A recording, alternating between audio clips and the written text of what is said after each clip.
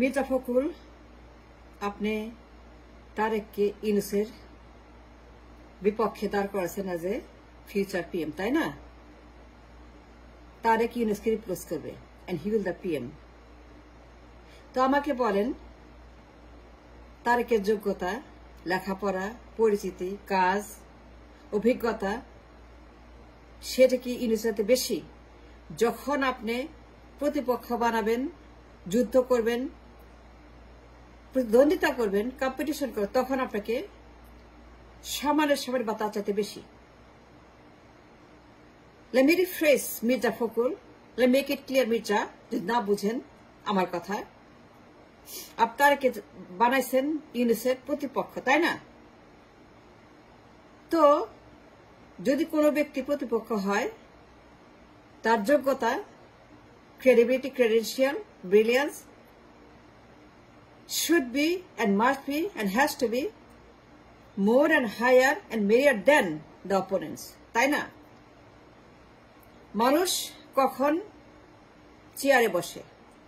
যখন তার যোগ্যতা প্রমাণ করে যে সে যোগ্য to sit in the chair of the PM or anything. Mirza তাই সত্য কি মিথ্যা বলেন? আপনারা তারকে বানাইছেন ইউনূসের প্রতিপক্ষ, সে ইউনূসকে রিপ্লেস করবে, ক্ষমতায় করবে, পার্লামেন্টে যাবে, প্রধানমন্ত্রী হবে, তাই না? তো দ্য কোয়েশ্চেন ইজ, সে কি ইউনূসটার যোগ্য, অভিজ্ঞ, ব্রিলিয়ান্ট, লেখাপড়া, কাজ, ক্রেডেনশিয়াল, এডুকেশন,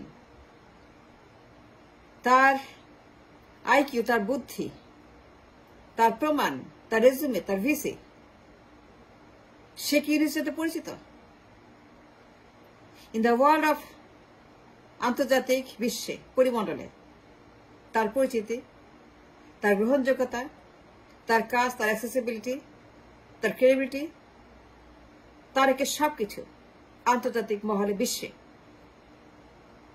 আপনি জানেন না ইউনূসকে? আপনি ইউনূসের বিরুদ্ধে কাকে দাঁড় করেছেন? তার যোগ্যতা কি, তার অভিজ্ঞতা কি, তার লেখাপড়া কি? এর চিন্তা করবেন না?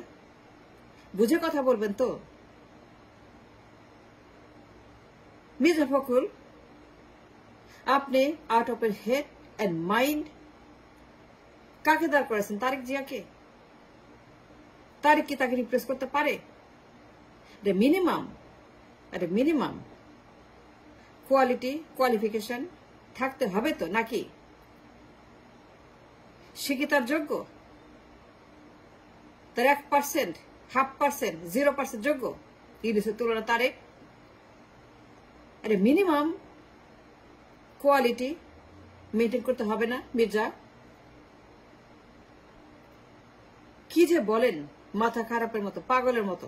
পাগল হয়ে গেছেন, ক্ষমতা ধরে পাগল, একদম উন্মাদ। কোনো চিন্তা করে কথা বলেন না, দেখেন না, বুঝেন না যে লোকটা ইউনূসের কম্পিটিশন, তার যোগ্যতা কি, তার লেখাপড়া কি, সে কি করছে জীবনে? তারেক জীবনে কিছু করছে? দেখান তো সে জীবনে কোনো কাজ করছে? কোনো তার ডিগ্রি আছে? কি ডিগ্রি আছে? মিনিমাম থাকতে হবে তো ইউনূসের জন্য তাকে রিপ্লেস করতে। যোগ্যতার তো একটা মূল্যায়ন আছে, যোগ্যতার একটা দাম আছে। So where is he?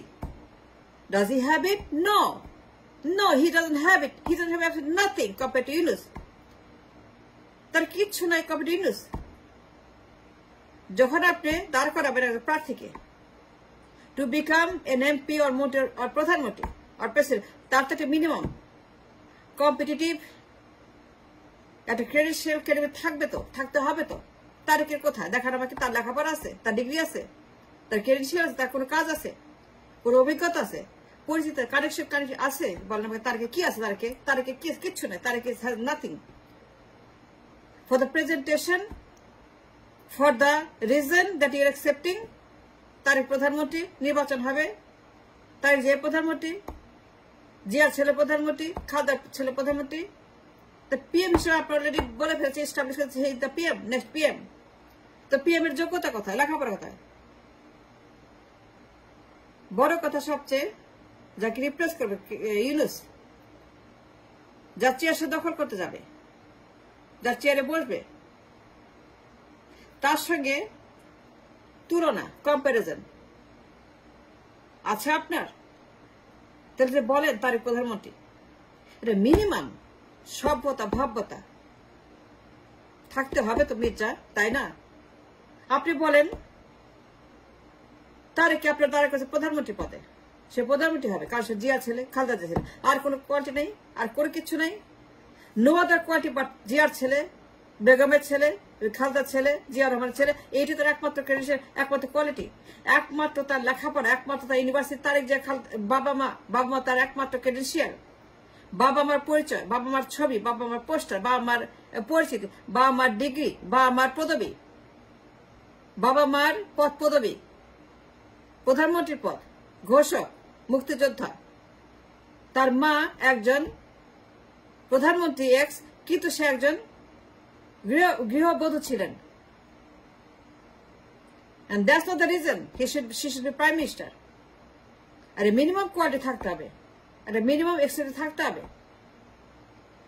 Then the question is, Mirza আমাকে বলেন তারেকের পরিচয় কি?